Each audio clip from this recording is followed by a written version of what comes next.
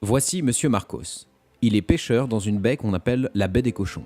Il n'y a pas de cochons dans la baie des cochons, mais des poissons qu'on appelle cochinos, ou Sufflamen veres, espèce de poisson osseux de la famille des ballistidés.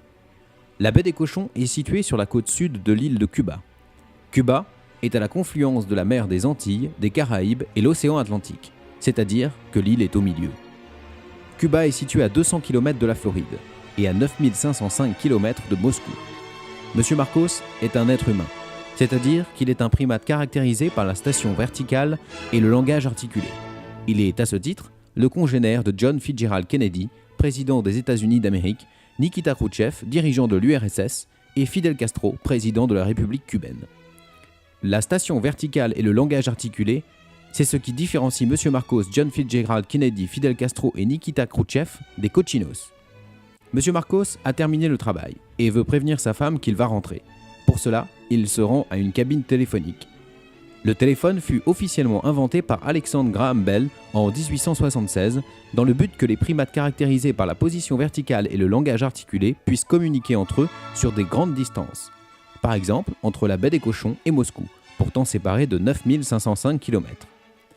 Monsieur Marcos et ses concitoyens ont été gouvernés jusque janvier 1959 par le général Batista. Le général Batista, primate caractérisé par la position verticale et le langage articulé, comme le président américain de l'époque, M. Eisenhower, représentait le gouvernement et l'État cubain.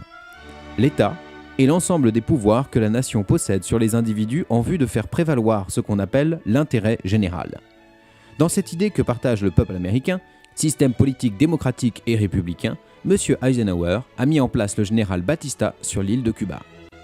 M. Marcos a vu la révolution cubaine en 1959, emmené par le Che Guevara et Fidel Castro.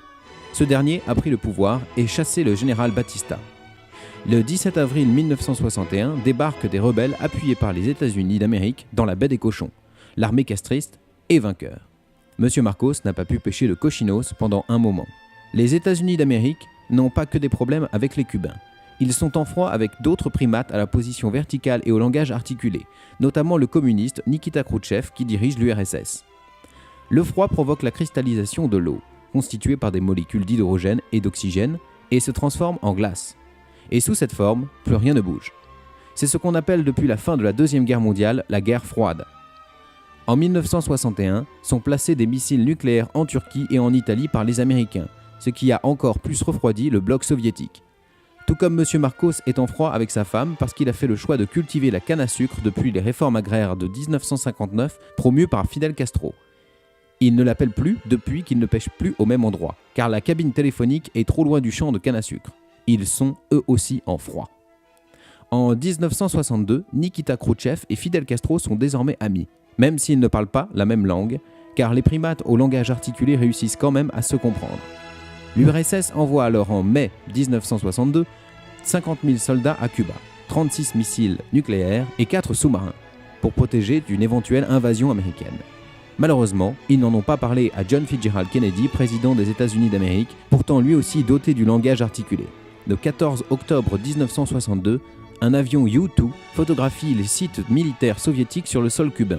Les rampes de lancement sont dirigées vers la Floride et les missiles ont la capacité d'atteindre le sol américain situé à 200 km seulement de l'île de Cuba.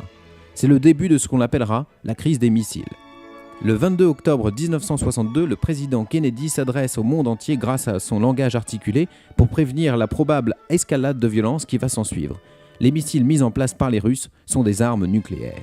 M. Marcos, lui, ne peut rien dire, même s'il est citoyen cubain, qu'il est, comme Fidel Castro, doté du langage articulé et qu'il est sous la tutelle d'un État garantissant l'intérêt général et le bien commun. John Fitzgerald Kennedy décrète le 22 octobre le blocus maritime de l'île. M. Marcos ne peut toujours rien dire, tout comme les cochinos et M. Castro.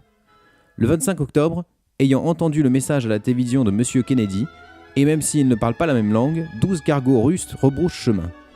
C'est au tour de M. Khrouchtchev de s'exprimer grâce au langage articulé qui le caractérise le 26 octobre. Si les États-Unis veulent la guerre, alors nous nous retrouverons en enfer.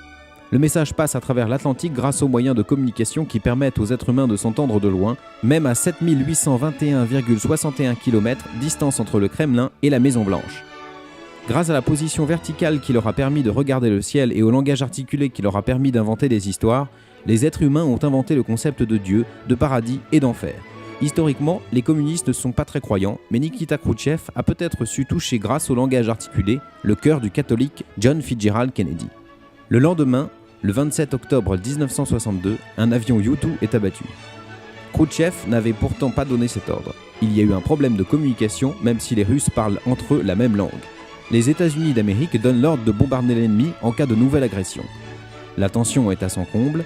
Le monde pourrait vivre une troisième guerre mondiale et surtout une nouvelle sorte de guerre, une guerre nucléaire. Le 28 octobre 1962, Khrouchtchev donne l'ordre de démanteler les missiles de Cuba. Cette fois-ci, la communication passe. Mais l'être humain aime garder la tête haute car il se caractérise par sa position verticale et sa capacité à regarder le ciel. Monsieur Nikita Khrouchtchev et Monsieur Kennedy sont des êtres humains et veulent garder la tête haute, car ils sont les représentants de l'État et donc des citoyens américains et russes dont ils protègent les intérêts. Par contre, Monsieur Marcos, personne ne lui a demandé son avis. Les États-Unis d'Amérique retirent les missiles de Turquie et d'Italie. Commence alors une période de dégel qu'on appellera la détente, de 1962 à 1975. La crise des missiles est aujourd'hui une référence dans le domaine des relations internationales.